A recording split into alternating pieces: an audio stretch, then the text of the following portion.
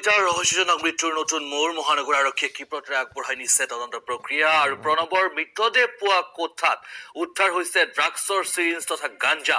DCP ACP ঘটনা তদন্তৰ দায়িত্ব অৰ্পণ কৰিছে ইতিমধ্যে আৰক্ষী আয়ুক্তই আৰু প্ৰণৱৰ মৰণোত্তৰ পৰীক্ষাৰ প্ৰতিবেদনলৈ এতিয়া অপেক্ষা আৰক্ষীৰ। ঘটনা সন্দৰ্ভত জালুকবাৰী আৰক্ষীয়ে ইতিমধ্যে প্ৰণৱৰ 2 সহপাঠীক গ্ৰেপ্তাৰ কৰিছে। ধৃত 2 এই সহপাঠীৰ নাম মতিউৰ ৰহমান আৰু চিৰাজুল হক। শনিবাৰৰ আমি সেই ঘটনা ইতিমধ্যে আপোনালোকক পূৰ্বতে জনাই আহিছো। কামাখ্যা গেটত বন্ধুৰ ভাড়াঘৰত প্ৰণৱৰ মৃতদেহ উদ্ধাৰ হৈছিল আৰু প্ৰণৱ আছিল ৰঙিয়া মহাবিদ্যালয়ৰ 6ষ্ঠ ষান্মাসিকৰ ছাত্ৰ।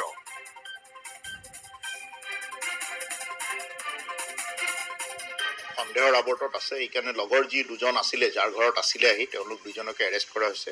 যথেষ্ট সন্দেহৰ আৱৰ্তত আছে তেওঁলোক, আৰু তাত এটা চিৰিঞ্জ আৰু গাঞ্জা পোৱা গৈছিলে ঘৰটোত। গতিকে এইখিনি কথা আমি চাই আছোঁ যে ক'ৰ পৰা আহিলে বা কেনেকৈ কি ধৰণে কিবা ড্ৰাগছ খাইছিলে নেকি। আমি ইতিমধ্যে মৰণোত্তৰ পৰীক্ষাৰ কাৰণে কৰি আছোঁ, অপেক্ষা কৰি আছোঁ। তাত ক্লিয়াৰ হ'ব কথাটো। আৰু ইতিমধ্যে মই ডিচিপি আৰু এডিশ্যনেল ডিচিপিকো কৈছোঁ, এচিপিকো কৈছোঁ যে যথেষ্ট কৰিব লাগে, ড্ৰাইভ দিব লাগে এই ধৰণৰ ড্ৰাগছ বা এই ধৰণৰ এবিউজৰ বিষয়ে। গতিকে আমি অতি সোনকালে খুব ভালদৰে এই বস্তুটো চাম। 2 যুৱতী মহিলাৰ পূৰ্ণহতীয়া চৰত ৰাজপথত ঢলি পৰিল এটি কিশোৰ। দিন দুপৰতে দুয়োগৰাকীৰে শালীনতা হানিৰ চেষ্টা চলাইছিল হেনো কিশোৰটিয়ে। কিন্তু ক'ত ঘটিলে ঘটনা আৰু কিমান যুক্তিসংগত যুৱতী মহিলাৰ অভিযোগ?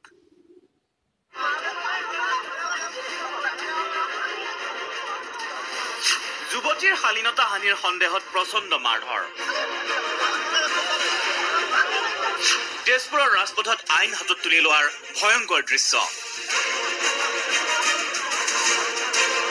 কিশোৰক আক্ৰমণ কৰি একাংশই দেখুৱাইছে বীৰত্ব। যুৱতীৰ গাত হাত দিয়াৰ অভিযোগত অকথ্য নিৰ্যাতন।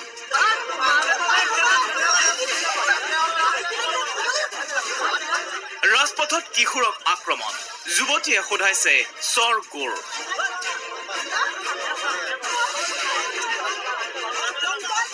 এইসকলেও প্ৰদৰ্শন কৰিছে বীৰত্ব। অসহায় কিশোৰে নিৰ্বিচাৰ আক্ৰমণ সহিব নোৱাৰি বহি পৰিছে ৰাজপথত। কৰজোৰে প্ৰাণ ভিক্ষা খুজিছে কিশোৰে, পিছে নাই।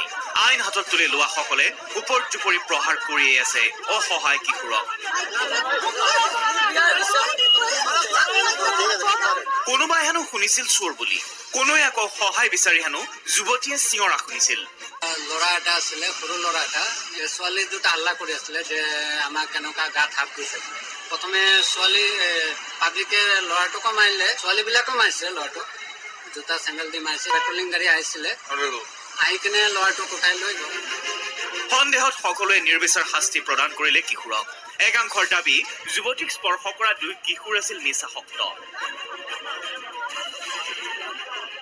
এটা হেনো পলাল। নাৰীৰ শালীনতা যদি কিশোৰে হানি কৰিছে তেন্তে নিঃসন্দেহে শাস্তিৰ যোগ্য। পিছে ৰাজহুৱা আদালতত নহয়, দোষীক শাস্তি দিয়াৰ অধিকাৰ আইন আদালতৰহে। কেমেৰা পাৰ্চন পৰশৰ সৈতে তেজপুৰৰ পৰা ৰূপজ্যোতি গোস্বামী, DY 365। এজন বিশেষ ক্ষমতা থকা বনৰক্ষীৰ সৈতে আপোনালোকৰ পৰিচয় কৰি দিব বিচাৰিছো। এই বনৰক্ষীজনে নাকেৰে শুঙি সম্ভেদ উলিয়াব পাৰে যিকোনো বস্তুৰ। বাক্সাৰ বটাবাৰী বনাঞ্চলত কৰ্মৰত এই বন বিষয়াজনে নিজৰ ঘ্ৰাণ শক্তিৰে বিচাৰি উলিয়ালে চিকাৰী তথা বাঘৰ ছাল। বিশেষ বনৰক্ষীজনে নাকেৰে শুঙি উলিয়াব পাৰে সম্ভেদ। বাক্সাৰ বটাবাৰী বনাঞ্চলত কৰ্মৰত এই বন বিষয়া।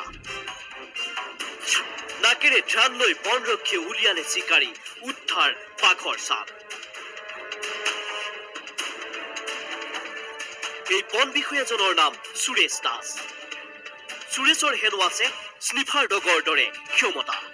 নাকেৰে শুঙি শুঙি সুৰেশে হেনো উলিয়াব পাৰে চোৰাং চিকাৰীৰ সম্ভেদ। সুৰেশে কোন শুঙি উদ্ধাৰ কৰিলে চোৰাং চিকাৰীয়ে নিধন কৰা বাঘৰ ছাল। গন্ধ এটা পাওঁ, এই গন্ধ পাই মানে উমান লৈ বিচাৰি বিচাৰি এক ঘৰৰ পিছফালে বনবাৰীত এখন বাঘৰ চামৰা প্ৰত্যক্ষ হয় আৰু তাক উদ্ধাৰ কৰি লৈ অহা হয়। কোন ঠাইত? এইটো শান্তিপুৰ বুলি এখন গাঁৱত আছে। ৰব, বন বিষয়া সুৰেশৰ আৰু আছে কোৱালিটি। কেৱল নাকৰ ক্ষমতাই নহয়, মৃত জন্তুৰ ছাল দেখিলেই সুৰেশে কৈ দিব পাৰে কেতিয়া চোৰাং চিকাৰীয়ে নিধন কৰিছে আৰু বয়স কিমান। কিমান দিন আগত এই বাঘ হত্যা কৰে এইটো অনুমান 2-3 মান আগত হত্যা কৰিছিল যেন লাগে। ভাৰত ভূটান সীমান্তৰ শান্তিপুৰত বন বিভাগৰ অভিযান। তিহিৰা সংৰক্ষিত বনাঞ্চলত গুলীয়াই নিধন বাঘ। জুলু নাৰ্জাৰী নামৰ চোৰাং চিকাৰীৰ পলায়ন। এইটো জুলু নাৰ্জাৰী বুলি আমি নামটো কালেকশ্যন কৰিলো। জুলু নাৰ্জাৰী ছালখন চাই অনুমান কৰিছো এইটো চোৰাং চিকাৰী হত্যা কৰে। নাহৰ ফুটুকীৰ ছালৰ সৈতে বন বিভাগে জব্দ কৰিলে এটা গছ কটা মেচিনো। মুছলপুৰৰ পৰা শংকৰ ৰাজবংশী DY 365।